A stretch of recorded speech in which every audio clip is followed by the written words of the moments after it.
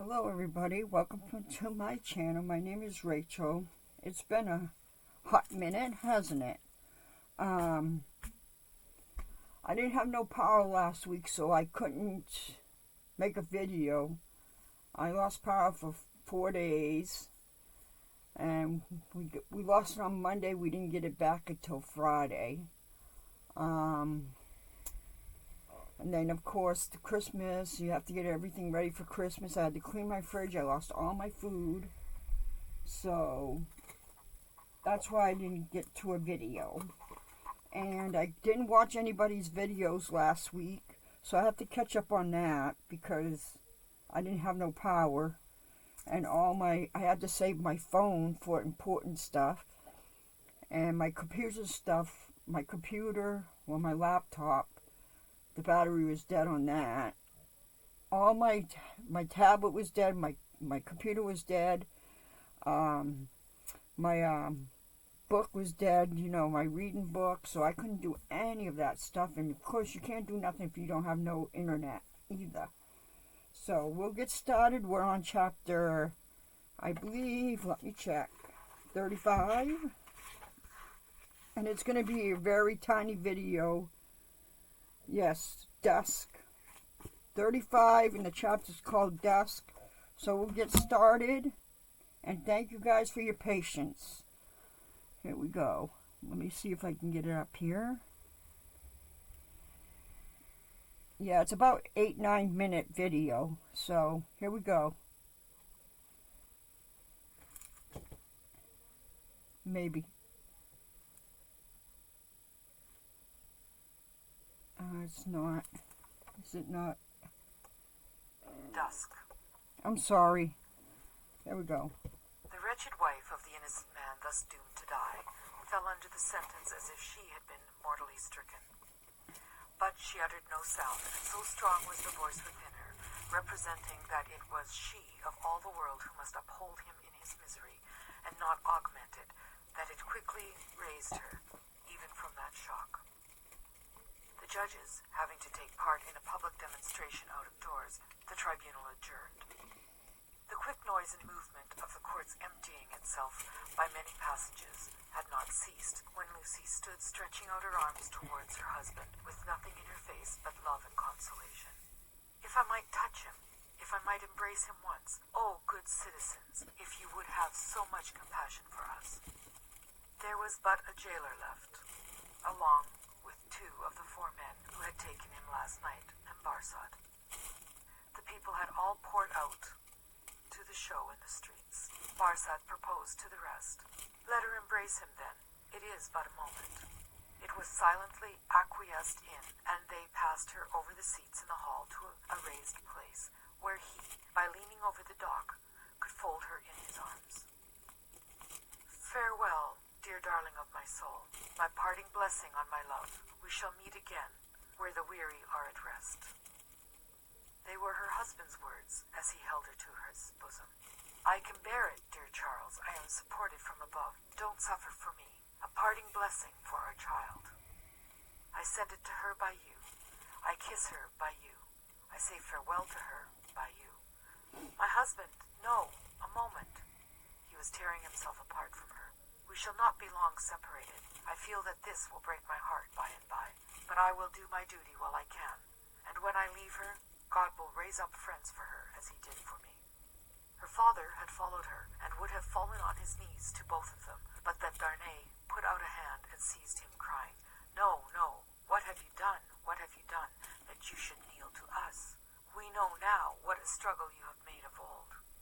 We know now what you underwent when you suspected my descent, and when you knew it. We know now the natural antipathy you strove against, and conquered for her dear sake. We thank you with all our hearts, and all our love and duty. Heaven be with you. Her father's only answer was to draw his hands through his white hair and wring them with a shriek of anguish. It could not be otherwise, said the prisoner. All things have worked together as they have fallen out. It was the always vain endeavor to discharge my poor mother's trust that first brought my fatal presence near you. Good could never come of such evil, and a happier end was was not in nature to so unhappy a beginning. Be comforted and forgive me. Heaven bless you." As he was drawn away, his wife released him and stood looking after him with her hands touching one another in the attitude of prayer, and with a radiant look upon her face, in which there was even a comforting smile. As he went out at the prisoner's door, she turned, laid her head lovingly on her father's breast, tried to speak to him, and fell at his feet. Then, issuing from the obscure corner from which he had never moved, Sidney Carton came and took her up. Only her father and Mr. Lorry were with her. His arm trembled as it raised her and supported her head. Yet there was an air about him that was not all of pity, that had a flush of pride in it. "Shall I take her to a coach? I shall never feel her weight." He carried her lightly to the door and laid her tenderly down in a coach. Her father and their old friend got into it, and he took his seat beside the driver. When they arrived at the gateway where he had paused in the dark not many hours before, to picture to himself on which of the rough stones of the street her feet had trodden, he lifted her again and carried her up the staircase to their rooms. There he laid her down on a couch where her child and Miss Pross wept over her. "Don't recall her to herself," he said softly to the latter. "She is better so. Don't revive her to consciousness while she only faints." "Oh, Carton, Carton, dear Carton," cried little Lucy, springing up and throwing her arms passionately round him in a burst of grief. "Now that you have come, I think you will do something to help Mamma, something to save Papa. Oh, look at her, dear Carton. Can you, of all people who love her, bear to see her so?" He bent over the child and laid her blooming cheek against his face. He put her gently from him and looked at her unconscious mother. "Before I go," he said, and paused, "I may kiss her?" It was remembered afterwards that when he bent down and touched her face with his lips, he murmured some words. The child, who was nearest to him, told them afterwards, and told her grandchildren when she was a handsome old lady, that she heard him say, "A life you love." When he had gone out into the next room, he turned suddenly on Mr. Lorry and her father, who were following, and said to the latter, "You had great influence but yesterday, Dr. Manette. Let it at least be tried. These judges and all the men in power are very friendly to you, and very recognizant of your services, are they not? Nothing connected with Charles was concealed from me. I had the strongest assurances that I should save him, and I did." He returned the answer in great trouble, and very slowly. "Try them again. The hours between this and tomorrow afternoon are few and short, but try." "I intend to try. I will not rest a moment." "That's well. I have known such energy as yours do great things before now. Though never," he added with a smile and a sigh together, "such great things as this. But try. Of little worth as life is when we misuse it, it is worth that effort. It would cost nothing to lay down, if it were not."